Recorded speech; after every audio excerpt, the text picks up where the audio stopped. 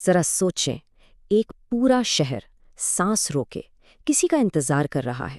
ایک بہت لمبا، بہت مشکل سفر اب بس ختم ہونے ہی والا ہے، اور جو استقبال ہونے جا رہا ہے نا، وہ تاریخ میں ہمیشہ یاد رکھا جائے گا۔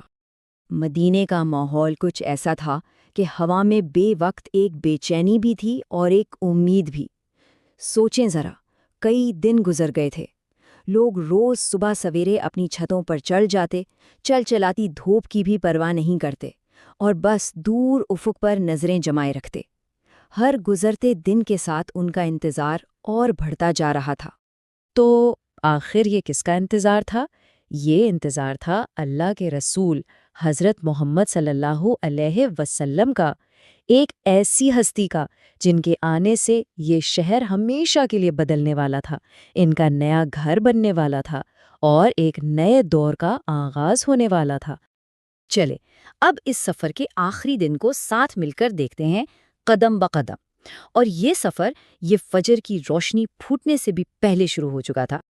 دیکھیں، یہ جو راستے کے نام ہے نا، یہ صرف جگہ نہیں ہے، یہ اپنے آپ میں ایک پوری کہانی ہے، ایک ایسی کہانی جو عزم اور ہمت کی ہے۔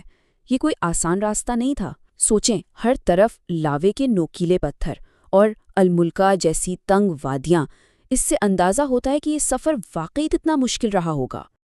اچھا، ایک اور بات، اس سفر میں صرف میلوں کا فاصلہ طے نہیں ہو رہا تھا، راستے میں ایک ایسا واقعہ بھی پیش آیا جو ایک امتحان تھا، اور جس سے وفاداری اور معافی کے بڑے گہرے سبق ملے۔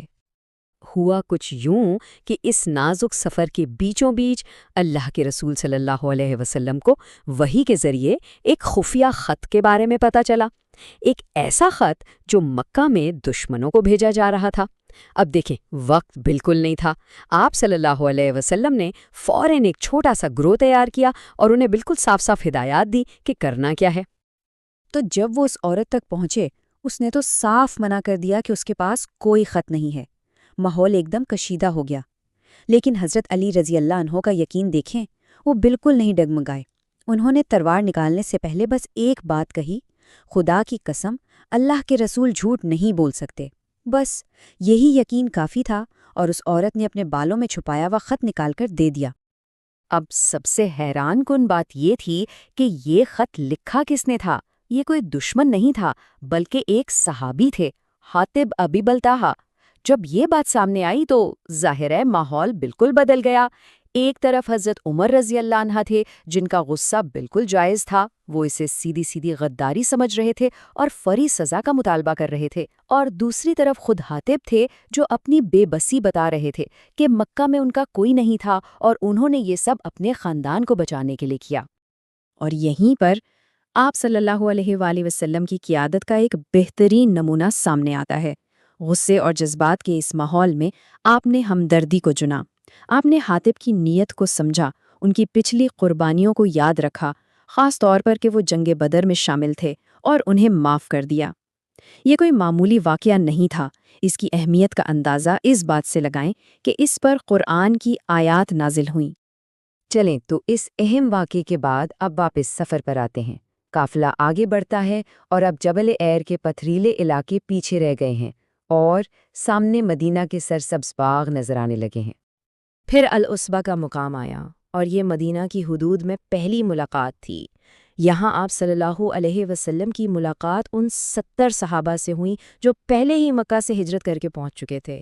ذرا اس منظر کو محسوس کریں، یہ کتنا جذباتی لمحہ ہوگا، جیسے ایک بچھڑا ہوا خاندان آخر کار آپس میں مل گیا ہو۔ یہاں ایک اور بہت ہی سمجھداری والا فیصلہ دیکھنے کو ملتا ہے۔ دیکھیں، مدینہ میں 2 بڑے قبیلے تھے، اوس اور خزرج، اور ان میں پرانی دشمنیاں تھیں۔ اب آپ صلی اللہ علیہ وسلم کا ننھیال خزرج قبیلے سے تھا، تو کوئی بھی سوچ سکتا تھا کہ آپ پہلے ان کے پاس جائیں گے، لیکن آپ صلی اللہ علیہ وسلم نے جان بوجھ کر پہلے اوس قبیلے کے علاقے کا رخ کیا۔ کیوں؟ تاکہ شروع سے ہی یہ پیغام چلا جائے کہ وہ کسی ایک کے نہیں بلکہ سب کے ہیں۔ یہ اتحاد کی طرف پہلا قدم تھا۔ اور اب ہم اس کہانی کے سب سے جذباتی، سب سے اہم موڑ پر آ پہنچے ہیں۔ وہ لمحہ جب مدینے والوں کا انتظار آخرکار ختم ہوا اور انہیں اپنے محبوب نبی صلی اللہ علیہ وآلہ وسلم کی پہلی جھلک نظر آئی۔ تو ہوا یہ کہ ایک یہودی شخص کسی کام سے کھجور کے ایک اونچے درخت پر چڑھا ہوا تھا۔ اس نے دور سے آتے ہوئے قافلے کو سب سے پہلے دیکھا اور وہ زور سے چلایا، تمہارے سردار آ رہے ہیں! بس یہ آواز سننا تھی کہ جو لوگ دوپہر کی تیز دھوپ سے بچنے کے لیے اپنے گھروں کو چلے گئے تھے وہ سب بے اختیار باہر کی طرف بھاگے۔ لیکن جب قافلہ بالکل قریب پہنچ گیا نا، تو ایک عجیب سی صورتحال پیدا ہو گئی۔ ہجوم میں بہت سے لوگ ایسے تھے جنہوں نے آپ صلی اللہ علیہ وسلم کو پہلے کبھی دیکھا ہی نہیں تھا، اور آپ صلی اللہ علیہ وسلم کی سادگی کا عالم یہ تھا کہ وہ پہچان ہی نہیں پا رہے تھے کہ ان میں سے اللہ کے رسول کون ہے اور ان کے ساتھی حضرت ابو بکر کون ہے۔ پھر ایک بہت خوبصورت منظر دیکھنے میں آیا جب حضرت ابو بکر رضی اللہ عنہ نے دیکھا کہ دھوپ سیدھی آپ صلی اللہ علیہ وسلم کے چہرے پر پڑ رہی ہے، تو وہ خاموشی سے آگے بڑھے اور اپنی چادر سے آپ صلی اللہ علیہ وسلم پر سایہ کر دیا۔ بس یہی وہ لمحہ تھا، ایک لفظ کہے بغیر اس چھوٹے سے عمل نے سب کو بتا دیا کہ اللہ کے رسول کون ہیں۔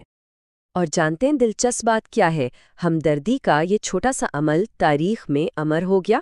اسی وجہ سے اس جگہ کا، اس باغ کا نام ہی مزرعۃ المستظل پڑ گیا، جس کا مطلب ہے سایہ دار باغ۔